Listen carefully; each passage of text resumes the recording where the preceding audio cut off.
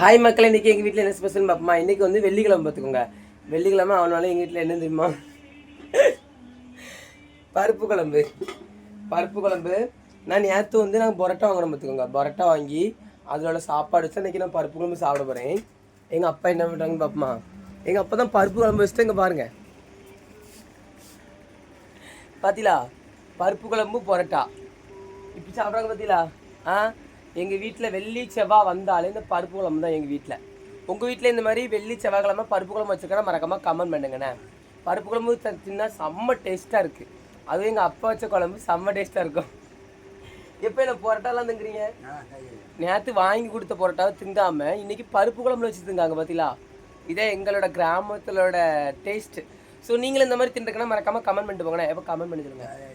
Comment பண்ணுங்க. மறக்காம comment பண்ணிட்டு போங்கண்ணா. பாய்.